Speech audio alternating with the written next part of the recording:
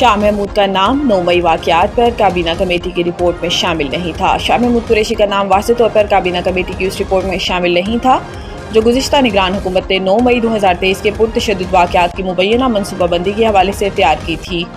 اگرچہ شاہ محمود قریشی کے خلاف ان واقعات سے متعلق FIRs درج کی گئی تھیں جنہیں ریاستی اداروں پر ہونے والے سنگین حملوں میں شمار کیا جاتا ہے، لیکن سرکاری رپورٹ میں ان کا نام کہیں نہیں تھا۔ رپورٹ میں PTI کے صدر چودھری پرویز الہی کا نام بھی شامل نہیں تھا، جس سے ان دونوں کے خلاف عائد کردہ الزامات کی قانونی جواز پر سوالات پیدا ہوئے تھے۔ یہ کابینہ کمیٹی رپورٹ بعد میں موجودہ وفاقی کابینہ کے روبرو پیش کی گئی تھی، جس میں متعدد PTI رہنماؤں کے مبینہ کردار کا ذکر تھا۔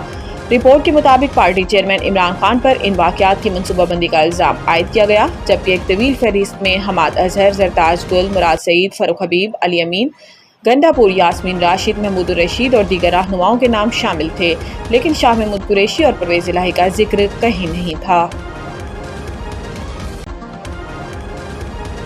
ٹیکس نظام کی بہتری سے عام آدمی پر ٹیکس بوجھ کم کرنا ترجیح ہے۔ وزیر اعظم شہباز شریف کی زیر صدارت FBR کی جاری اصلاحات پر جائزہ اجلاس ہوا، جس میں وفاقی وزراء عطا اللہ تارڑ، احد خان چیمہ، اعظم نصیر تارڑ اور چیئرمین FBR شریک ہوئے۔ اجلاس میں وزیر اعظم نے FBR حکام اور اصلاحات میں شامل افسران و اہلکاروں کی کوششوں کی تعریف کی اور آئندہ ہفتے تجاویز سے متعلق قابل عمل اہداف اور مدت کا تعین کر کے رپورٹ پیش کرنے کی ہدایت کی۔ اجلاس میں گفتگو کرتے ہوئے وزیر اعظم نے کہا کہ FBR کی ڈیجیٹائزیشن سے اہداف کے حصول میں معاونت ملی، مستقل بنیادوں پر پائیدار نظام بنانے کے لیے اقدامات یقینی بنائے جائیں اور غیر رسمی معیشت کے سدباب کے لیے انفورسمنٹ سے متعلق مزید اقدامات کیے جائیں۔ شہباز شریف نے کہا کہ FBR ڈیجیٹل ونگ کے اثر نو تشکیل کے لیے اہداف کے حصول کے وقت کا تعین کیا جائے، اصلاحات کے اطلاق میں کاروباری حضرات، تاجر برادری، ٹیکس دہندگان کی سہولت کو مد نظر رکھا جائے۔ چینی کی ایکسپورٹ کے لیے 4 طرح کے ٹیکسز کو صفر پر رکھا گیا۔ قائمہ کمیٹی میں انکشاف پبلک اکاؤنٹس کمیٹی کا اجلاس جنید اکبر کی سربراہی میں ہوا، جس میں سیکریٹری فوڈ سیکیورٹی کی جانب سے ملک میں چینی کی صورتحال پر تفصیلی بریفنگ دیتے ہوئے بتایا گیا ہے کہ موسمیاتی تبدیلی کی وجہ سے اس سال چینی کی پیداوار کم ہوئی۔ بریفنگ میں مزید بتایا گیا ہے کہ پچھلے سال 87 میٹرک ٹن چینی پیدا کی گئی تھی اور اس سال یہ 84 میٹرک ٹن رہی۔ پچھلے سال 77 شوگر ملز نے کرشنگ کی، جبکہ اس سال 79 ملز نے کی۔ قیمتوں میں اضافے کی وجہ سے بفر اسٹاک کے لیے 5 لاکھ ٹن چینی کی امپورٹ کی سمری منظور کی ہے۔ ریاست فتیانہ نے کہا کہ FBR سے نیا SRO جاری ہوا، اس پر سیلز ٹیکس کو 18% سے 0.2% کیا گیا۔ نوید قمر نے کہا کہ میرے خیال میں حکومت کو چینی کی قیمت کو کنٹرول نہیں کرنا چاہیے، چینی کا باہر جانا آنا مسئلہ نہیں۔ کیا مسابقتی کمیشن نے اس کارٹلائزیشن کو ختم کرنے کے لیے کچھ کیا؟ جب آپ کے IMF کی وجہ سے ہاتھ بندھے ہوئے ہیں تو کارٹلز کی وجہ سے آپ پورے معاہدے کو خطرے میں ڈال رہے ہیں۔ جنید اکبر نے کہا کہ اگلے ہفتے ہمیں مکمل بریفنگ دیں، کس نے چینی امپورٹ کی، کس نے ایکسپورٹ کی اور کس نے اجازت دی۔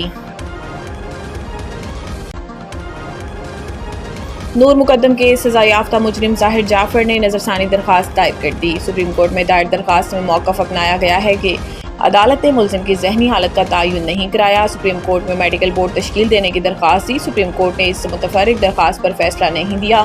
درخواست میں کہا گیا ہے کہ سزائے موت دینے کے لیے ویڈیو ریکارڈنگ پر انحصار کیا گیا۔ ویڈیو ٹرائل کے دوران درست ثابت بھی نہیں کی گئی۔ ملزم کو ویڈیو ریکارڈنگز فراہم بھی نہیں کی گئیں۔ ٹرائل کے دوران کبھی وہ ویڈیوز چلا کر بھی نہیں دیکھی گئیں۔ نظرثانی اپیل سینئر وکیل خواجہ حارث کے ذریعے دائر کی گئی۔ درخواست میں کہا گیا ہے کہ فیصلے پر نظرثانی کی ٹھوس وجوہات موجود ہیں، عدالت اپنے فیصلے پر نظرثانی کرے۔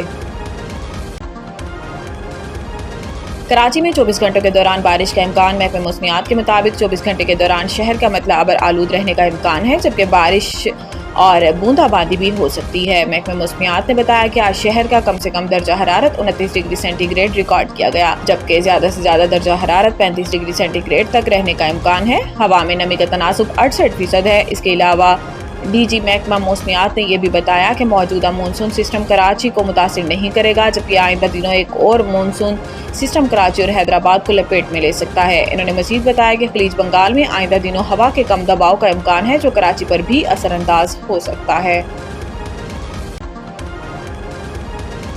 آئرلینڈ کے خلاف T20 سیریز کے لیے پاکستان ویمنز ٹیم کے اسکواڈ کا اعلان۔ ویمنز نیشنل سلیکشن کمیٹی نے اسکواڈ کا انتخاب ویمنز اسکلز کیمپ میں شریک 24 کھلاڑیوں میں سے کیا۔ فاطمہ ثنا ٹیم کی قیادت کریں گی۔ 2023 کی ویمنز انڈر 19 ورلڈ کپ میں پاکستان کی نمائندگی کرنے والی ایمان فاطمہ کو بھی قومی ویمنز اسکواڈ میں شامل کیا گیا۔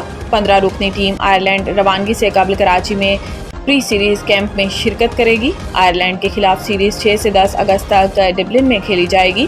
15 رکنی اسکواڈ میں عالیہ ریاض، ڈیانا بیگ، ایمان فاطمہ، گل فیروزہ، منیبہ علی، نجیحہ علوی وکٹ کیپر، جبکہ نشرت سندھو، نتالیہ پرویز، رمین شمیم، صدف شمس، سعدیہ اقبال، سدرا امین، طوبہ حسن اور وحیدہ اختر شامل ہیں۔